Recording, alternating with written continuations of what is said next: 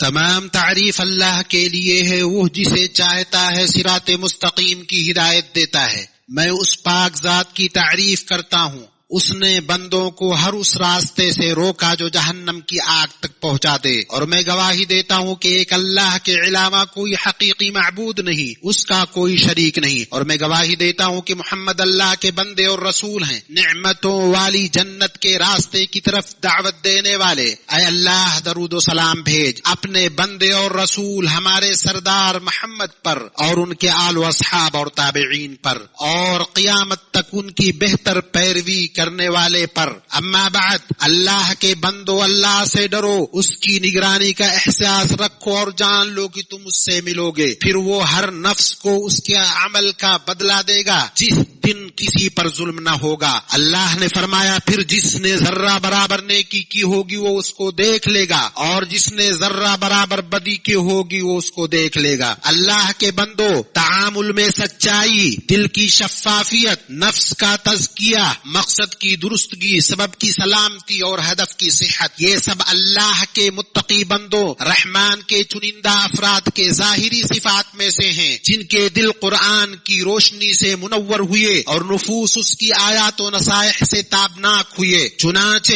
وہ قرآن کی روشنی میں اور نبوت کی ہدایت کے سائے میں اللہ سے لوگوں میں سب سے شدید محبت کرنے والے اور نبی صلی اللہ علیہ وسلم سے سب سے زیادہ الفت کرنے والے بن گئے۔ اور اس کے لوازم میں سے ہے کہ اللہ اور اس کے رسول کی پسندیدہ چیزوں سے بھرپور محبت کی جائے، اور اللہ اور اس کے رسول صلی اللہ علیہ وسلم جنہیں ناپسند کرتے ہیں انہیں پورے طور پر ناپسند کیا جائے۔ یقیناً جن چیزوں سے اللہ ناراض ہوتا ہے اور جنہیں رسول اللہ صلی اللہ علیہ وسلم ناپسند کرتے ہیں، ان میں سے چال بازی، مکر و فریب کی صفت ہے، یعنی ایذا کو چھپانا، اور جس شخص کے خلاف سازش کی جا رہی اسے ہر طریقے سے تکلیف پہنچانے کی کوشش کرنا۔ چنانچہ یہ ناپسندیدہ اور بری صفت ہے جو کہ شر پسندوں کی خصلت ہے، اچھے مومنوں کی خوبیوں میں سے نہیں ہے۔ اور ان بری صفات والوں کا انجام یہ ہے کہ ان کے مکر کا بدلہ انہیں گھیر لے گا اور ان کی بری تدبیر انہی پر لوٹے گی۔ جس کا عزم انہوں نے کیا ہے اسے اللہ ناکام کر دے گا، اور جو سازش انہوں نے رچی ہے اسے برباد کر دے گا۔ رسوائی اور شکست ان کا مقدر ہوگی، اور حسرت و ندامت کی کڑوی گھونٹ انہیں پینا پڑے گا، اور جب حسرت و ندامت کچھ کام نہ آئے گی، جیسا کہ اللہ نے اس کی آیات اور اس کے رسولوں کی تکذیب کرنے والے مشرکین کے بارے میں فرمایا۔ اور ان کفار نے بڑی زوردار قسم کھائی تھی کہ اگر ان کے پاس کوئی ڈرانے والا آئے تو ہر ایک امت سے زیادہ ہدایت قبول کرنے والے ہوں گے۔ پھر جب ان کے پاس ایک پیغمبر آ پہنچے تو بس ان کی نفرت ہی میں اضافہ ہوا، دنیا میں اپنے کو بڑا سمجھنے کی وجہ سے اور ان کی بری تدبیروں کی وجہ سے، اور بری تدبیروں کا وبال ان تدبیر والوں ہی پر پڑتا ہے۔ کیا یہ اسی دستور کے منتظر ہیں جو اگلے لوگوں کے ساتھ ہوتا رہا ہے؟ آپ اللہ کے دستور کو کبھی بدلتا ہوا نہ پائیں گے، اور آپ اللہ کے دستور کو کبھی منتقل ہوتا ہوا نہ پائیں گے۔ اور رسول اللہ صلی اللہ علیہ وسلم نے حدیث میں فرمایا، جسے ابن حبان نے اپنے صحیح میں اور طبرانی نے اپنے معجم میں روایت کیا ہے، عبداللہ ابن مسعود سے روایت ہے کہ رسول اللہ صلی اللہ علیہ وسلم نے فرمایا، جو ہمیں دھوکہ دے ہم میں سے نہیں، اور مکر و فریب دھوکہ دہی جہنم میں ہے، یعنی قیامت کے دن ایسے افراد کو جہنم میں لے جانے والی ہے۔ محمد ابن کعب القرظی رحمہ اللہ سے منقول ہے، 3 چیزیں ایسی ہیں ان کا کرنے والا نجات نہیں پا سکتا جب تک ان کے انجام سے دو چار نہ ہو۔ جس نے مکر و فریب کیا، جس نے ظلم کیا، جس نے عہد شکنی کی، اور اس کی تصدیق قرآن کریم میں بھی ہے، اللہ کا قول ہے، اور بری تدبیر کرنے والوں کا وبال انہی کے اوپر پڑتا ہے، اور اللہ نے فرمایا یہ تمہاری سرکشی تمہارے لیے وبال ہونے والی ہے۔ اور اللہ نے فرمایا جو شخص عہد شکنی کرے وہ اپنے نفس پر ہی عہد شکنی کرتا ہے۔ اور ان صفات میں سے ہر صفت اپنے موصوف کو بری حالت، ناکام کوشش اور برے انجام کی خبر دینے والی ہے، تو اس شخص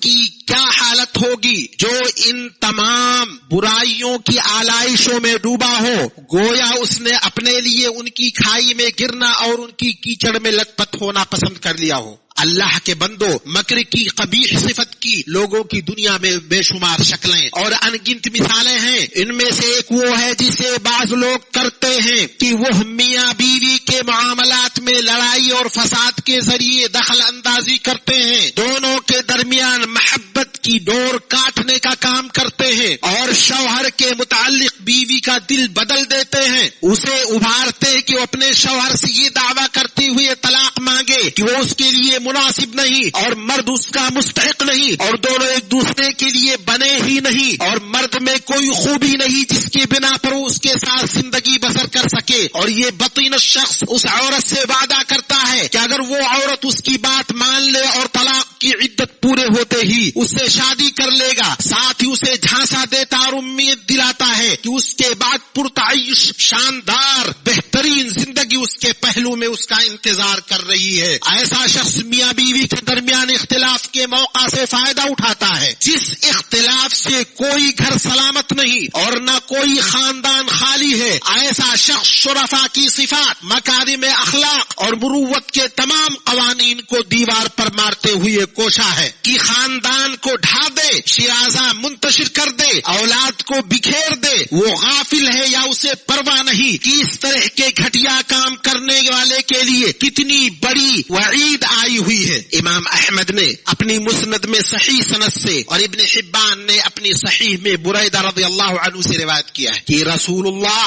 صلی اللہ علیہ وسلم نے فرمایا، جس نے امانت کی قسم کھائی وہ ہم میں سے نہیں، جس نے کسی عورت کو اس کے شوہر کے خلاف بھڑکایا یعنی اسے شوہر کے خلاف برا بنا دیا وہ ہم میں سے نہیں۔ اور سنن نسائی میں صحیح ابن حبان میں صحیح سند سے ابو ہریرہ رضی اللہ عنہ سے روایت ہے کہ رسول اللہ صلی اللہ علیہ وسلم نے فرمایا، جس نے کسی عورت کو اس کے شوہر کے خلاف بگاڑ دیا وہ ہم میں سے نہیں۔ اور مکر و فریب کی شکلوں میں سے ایک وہ ہے جسے بعض مکر و فریب اور دھوکہ دہی کرنے والا کرتا ہے، جب وہ کسی مال و عزت والی خاتون کا قصد کرتا ہے، اس سے شادی کرنے کی سچی رغبت ظاہر کرتے ہوئے اس کے ولی کے پاس نکاح کا پیغام دیتا ہے، امید جتاتا ہے کہ یہ خاتون اس کے لیے باعث سکون، اس کی زندگی کا ساتھی، اس کی اولاد کی ماں بنے گی، اپنے مقصد تک پہنچنے کے لیے ہر راستہ اپناتا ہے، میٹھی میٹھی باتیں کرتا ہے، مال خرچ کرتا ہے یہاں تک کہ اپنے مقصد تک پہنچ جائے۔ پھر جب اپنے مقصد میں کامیاب ہو جاتا ہے تو اپنی خباثت ظاہر کرتا ہے، اپنی حقیقت عیا کرتا ہے کہ وہ تو صرف مال کا طالب، روپیہ پیسہ کا غلام ہے، وہ اپنی کوشش میں کامیاب ہوا، اس کے بعد وہ اپنی بیوی پر احسان، اس کے حقوق کی ادائیگی پر بالکل توجہ نہیں دیتا، اس بھلائی کا بدلہ بھی اس طرح دیتا ہے یا تو اسے طلاق دے دیتا ہے یا اپنی زوجیت میں باقی رکھتا ہے لیکن کٹی پتنگ کی طرح چھوڑ دیتا ہے۔ نبی صلی اللہ علیہ وسلم کی اس نصیحت سے غفلت برتتا ہے یا اعراض کرتا ہے جو آپ نے حجۃ الوداع کے موقع پر عورتوں کے تعلق سے کی تھی۔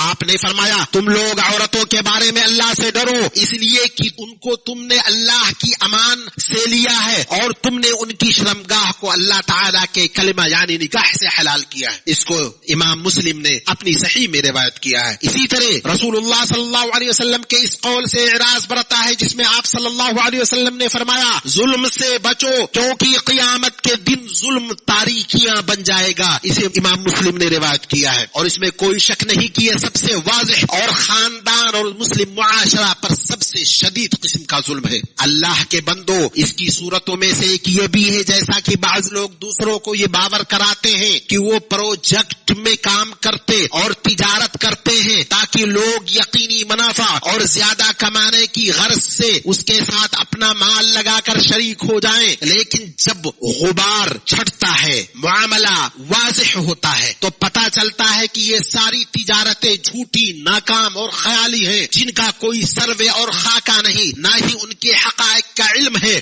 ایسا کرنے والا شخص اس وعید سے غفلت یا اعراض میں پڑا ہوا ہے جو اس جیسے کام کرنے والوں کے بارے میں آئی ہے، جیسا کہ حدیث میں آیا ہے، بخاری نے اپنی صحیح میں اور ابن ماجہ نے اپنی سنن میں، امام احمد نے اپنی مسند میں ابو ہریرہ رضی اللہ عنہ سے روایت کیا ہے کہ رسول اللہ صلی اللہ علیہ وسلم نے فرمایا، جس نے لوگوں سے مال مان لیا اس ارادے سے کہ وہ اس کو ادا کر دے گا تو اللہ تعالیٰ اس کی طرف سے ادا کر دے گا، اور جس نے اسے برباد کرنے کی غرض سے لیا تو اللہ اسے برباد کر دے گا۔ اللہ کے بندو، اس کی صورتوں میں سے یہ بھی ہے جسے بعض وہ لوگ کرتے ہیں جس کی فطرت میں دوسروں سے حسد کی وجہ سے ان کے پاس نعمتوں کو دیکھ کر فاسد ہو چکی ہے اور عمل خراب ہو چکا ہے، کیونکہ اللہ نے اپنے فیضان نعمت اور خیر و برکت سے دوسروں کو نوازا ہے۔ چنانچہ وہ شخص حسد اور ظلم و سرکشی کی وجہ سے ان لوگوں سے ان نعمتوں کے چھن جانے اور بلا کسی محنت و مشقت کے خود کی طرف منتقل ہو جانے کی تمنا کرتا ہے، نیز اس کے لیے چالیں چلتا اور تدبیریں کرتا ہے۔ چنانچہ حسد کرنے والا نعمتوں کا دشمن ہے اور اس شر کا مصدر حاسد کی اپنی فطرت و طبیعت ہے، نہ کہ اس برائی کو اس نے کسی اور سے لیا ہے بلکہ یہ اس کی نفس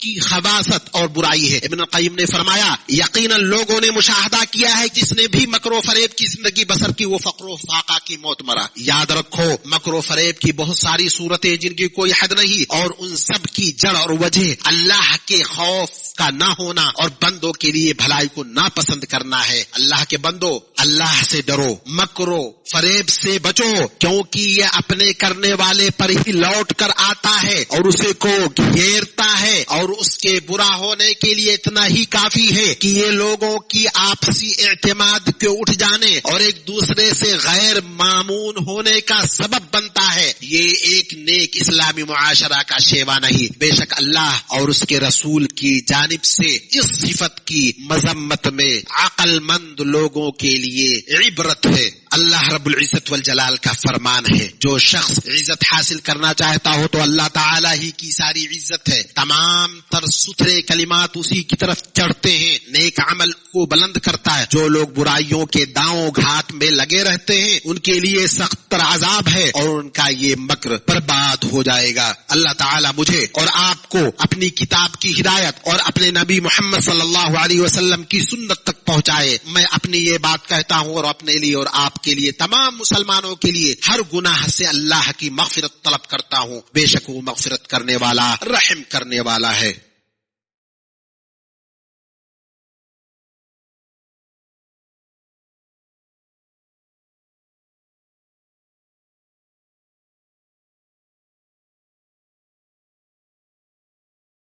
تمام تعریف اللہ کے لیے، ہم اس کی تعریف کرتے ہیں، اس سے مدد اور بخشش طلب کرتے ہیں۔ ہم اپنے نفسوں کی شرارتوں اور اپنے اعمال کی برائیوں سے اللہ کی پناہ میں آتے ہیں۔ جسے اللہ ہدایت دے اسے کوئی گمراہ نہیں کرنے والا، اور جسے اللہ گمراہ رہنے دے اسے کوئی راہ دکھانے والا نہیں۔ اور میں گواہی دیتا ہوں کہ اکیلے اللہ کے سوا کوئی معبود برحق نہیں، اس کا کوئی شریک نہیں، اور میں گواہی دیتا ہوں کہ حضرت محمد صلی اللہ علیہ وسلم اس کے بندے اور رسول ہیں۔ اے اللہ اپنے بندے اور رسول محمد صلی اللہ علیہ وسلم اور ان کی آل و اصحاب پر درود و سلام نازل فرما۔ اما بعد، اے اللہ کے بندو، جس کے ساتھ مکر کیا گیا ہو اس کے لیے سب سے عظیم بچاؤ کی چیز اللہ کی پناہ میں آنا ہے اور مکمل طور پر اس کی جانب متوجہ ہونا ہے اور اس پاک ذات پر ہمیشہ بھروسہ کرنا ہے اور یقین رکھنا ہے کہ اللہ جو چاہتا ہے وہی ہوتا ہے، جو وہ نہیں چاہتا نہیں ہوتا، اور اس کے سوا کوئی جائے پناہ نیز جائے نجات نہیں، اور یہی اللہ کی طرف دوڑ کر آنا ہے اور یہی اس کی جانب ہجرت کرنے کا معنی ہے۔ جیسا کہ امام ابن قیم رحمہ اللہ نے کہا، اسی لیے اللہ کے نبی صلی اللہ علیہ وسلم نے فرمایا مہاجر وہ ہے جو اللہ کی منع کردہ چیزوں کو چھوڑ دے، اور اسی لیے اللہ تعالیٰ نے ایمان اور ہجرت کو ایک سے زائد جگہوں پر ساتھ ساتھ ذکر کیا، کیونکہ دونوں لازم و ملزوم ہیں اور ایک دوسرے کے طلبگار ہیں۔ اور اللہ کی طرف ہجرت کرنے کا مطلب ہے اس کی ناپسندیدہ چیزوں کو چھوڑ دینا، اور جنہیں وہ چاہتا اور پسند کرتا ہے انہیں بجا لانا، اور اس کی بنیاد حب و بغض ہے۔ چنانچہ ایک چیز کو چھوڑ کر دوسری چیز کی طرف ہجرت کرنے والے کے لیے ضروری ہے کہ اس نے جس چیز کی طرف ہجرت کی وہ اس کے نزدیک چھوڑی ہوئی چیز سے زیادہ محبوب ہے۔ اس طرح وہ دونوں چیزوں میں محبوب چیزوں کو دوسرے پر ترجیح دیتا ہے، اور جب بندے کا نفس، اس کی خواہشات، اس کا شیطان اسے اس چیز کے خلاف دعوت دیتا ہے جسے وہ چاہتا اور پسند کرتا ہے، اور یقیناً وہ ان تین چیزوں کے ذریعے آزمایا گیا ہے، چنانچہ یہ تینوں برابر اسے اس کے رب کی خوشنودی کے خلاف دعوت دیتے رہتے ہیں، اور ایمانی جذبہ اسے رب کی خوشنودی کی طرف بلاتا ہے۔ لہذا بندے کو چاہیے ہر وقت اللہ کی طرف ہجرت کرتا رہے اور مرتے دم تک اپنی اس ہجرت سے نہ رکے، اور یہ ہجرت بندے کے دل میں موجود محبت کے جذبے کے مطابق کمزور اور مضبوط ہوتا رہتا ہے، اور یہ جذبہ قوی اور اللہ کی طرف کی جانے والی یہ ہجرت سادہ، پائیدار اور مکمل ہوگی۔ اگر یہ جذبہ کمزور ہے تو اللہ کی طرف جانے والی ہجرت کمزور ہوگی، یہاں تک کہ بندہ اس کا شعور بھی کھو بیٹھے گا اور اس کے لیے ارادہ ترک کر دے گا۔ اور شاید کہ بندے کا مصیبت سے دوچار ہونا اللہ کی طرف ہجرت کرنے کے مضبوط ترین اسباب میں سے ہے، نیز قلب و روح اور اعضاء کے اعمال، نیز اللہ پر سچے توکل کے ساتھ رب کے جانب رجوع کرنے کے مکمل ترین ذرائع میں سے ہے۔ بس جب اللہ پر توکل رکھنے والے مومن کے خلاف مخلوق چال بازی کرتی ہے تو اللہ اس کے لیے تدبیریں کرتا ہے اور اس بے کس کے لیے انتقام لیتا ہے۔ تو اے لوگوں جن کے ساتھ کوئی مکر و فریب ہوا ہے، اللہ کی طرف تیزی کے ساتھ آؤ، اس کی خوشنودی کی کوشش کرو، مصیبت سے نجات تلاش کرو، مخلوق پر احسان کرنے میں حصہ لو، کیونکہ تقوی اور احسان دونوں اللہ کی معیت کے حصول کامیابی میں اہم عنصر اور بنیاد ہیں۔ اللہ نے فرمایا بے شک اللہ ان لوگوں کے ساتھ ہے جنہوں نے تقوی اختیار کیا اور جو لوگ احسان کرنے والے ہیں۔ تو اللہ کے بندو، اللہ سے ڈرو اور خاتم النبیین امام المرسلین رحمت للعالمین پر درود و سلام بھیجو۔ تمہیں قرآن کریم میں اس کا حکم دیا گیا ہے۔ اللہ نے فرمایا اللہ تعالی اور اس کے فرشتے اس نبی پر رحمت بھیجتے ہیں، ایمان والو تم بھی ان پر درود بھیجو اور خوب سلام بھی بھیجتے رہا کرو۔ اے اللہ تو جہانوں میں درود نازل فرما آل محمد پر، جیسا کہ تو نے ابراہیم اور آل ابراہیم پر درود نازل فرمایا، بلا شبہ قابل تعریف اور صاحب شوکت ہے۔ اے اللہ جہانوں میں برکتیں نازل کر محمد اور آل محمد پر، جیسا کہ تو نے برکتیں نازل کی ابراہیم اور آل ابراہیم پر، بلا شبہ تو قابل تعریف اور صاحب شوکت ہے۔ اے اللہ تو راضی ہو جا چاروں خلفاء ابو بکر عمر عثمان و علی سے اور تمام آل وہ صحابہ کرام اور تابعین سے، اور ان سے جو بھلائی کے ساتھ قیامت تک ان کی پیروی کرے، اور ان لوگوں کے ساتھ ہم سے بھی راضی ہو جا اپنے عفو، کرم، سخاوت، احسان کے ذریعے اے وہ ذات جو سب سے بہتر درگزر کرنے والی اور معاف کرنے والی ہے۔ اے اللہ اسلام اور مسلمانوں کو غلبہ عطا کر، دین کی حفاظت کر، اپنے موحد بندوں کی مدد کر، اور اس ملک کو اور مسلمانوں کے بقیہ تمام ملکوں کو پر امن و پرسکون بنا دے۔ اے ارحم الراحمین، اے اللہ ہمیں اپنے وطن میں امن سے نواز، ہمارے سربراہوں اور حکمرانوں کی اصلاح فرما، ہمارے سربراہ کی حق سے تائید کر اور انہیں نیک مشیروں سے نواز۔ اے دعا کے سننے والے، انہیں تو اپنی مرضی و منشا کے مطابق چلنے کی توفیق دے۔ اے اللہ انہیں اور ان کے ولی عہد کو توفیق دے جس میں اسلام اور مسلمانوں کی بھلائی ہو اور جس کی بندوں اور ملک کا مفاد ہو۔ اے اللہ اے قیامت کے دن کے مرجع، اے اللہ ہمارے دین کی اصلاح فرما جس میں ہمارے معاملے کی حفاظت ہے، اور ہمارے دنیا کی اصلاح فرما جس میں ہماری معیشت ہے، اور ہمارے آخرت کی اصلاح فرما جس کی طرف ہمیں لوٹ کر جانا ہے، اور زندگی کو ہمارے لیے ہر بھلائی میں اضافہ کا باعث بنا اور موت کو ہر شر سے نجات کا ذریعہ بنا۔ اے اللہ تمام معاملات میں ہمارا انجام درست کر۔ اے اللہ ہمیں دنیا کی رسوائی اور آخرت کے عذاب سے بچا۔ اے اللہ ہم تیری نعمت کے ختم ہونے، تیری عافیت کے بدلنے، یک لخت تیری عذاب اور تیری ہر ناراضگی سے پناہ چاہتے ہیں۔ اے اللہ میں تجھ سے تیری رحمت کو واجب کرنے والوں والی چیزوں کا اور تیری بخشش کا یقینی سوال کرتا ہوں، اور تجھ سے تیری نعمت کے شکر اور حسن عبادت کا سوال کرتا ہوں۔ اے اللہ ہمیں اور دے، کم نہ کر، نواز اور محروم نہ کر، عزت دے، ذلیل نہ کر، ہمیں ترجیح دے، ہم پر کسی کو ترجیح نہ دے۔ اے اللہ ہمیں راضی کر، ہم سے راضی ہو جا۔ اے اللہ ہمارے مزاح اور سنجیدگی میں ہماری غلطی سے اور جان بوجھ کر کیے گئے تمام گناہوں ہر اس گناہ کو بخش دے جو ہم سے سرزد ہوئے ہیں۔ اے اللہ تو ہمارے لیے کافی ہو جا۔ اے اللہ ہمارے دشمنوں کے لیے تو جو چاہے اے اللہ رب العالمین۔ اے اللہ ہم تجھے تیرے اور اپنے دشمنوں کے مقابلے میں پیش کرتے ہیں، ان کی شرارتوں سے تیری پناہ میں آتے ہیں۔ اے اللہ ہمارے مریضوں کو شفا دے، ہمارے گزرے ہوئے لوگوں پر رحم کر۔ اے اللہ جو تیری مرضی کے مطابق ہو ہمارے ان عرضوں کو پوری کر، باقی رہنے والے نیک اعمال پر ہمارے اعمال کا خاتمہ کر۔ اے اللہ ہمارے دلوں کو تقویٰ دے۔ اے اللہ ہمیں دنیا میں نیکی دے، آخرت میں بھلائی عطا کر، اور ہمیں عذاب جہنم سے نجات دے۔ اے اللہ درود و سلام نازل فرما اپنے بندے اور رسول محمد اور آپ کے تمام آل و اصحاب پر۔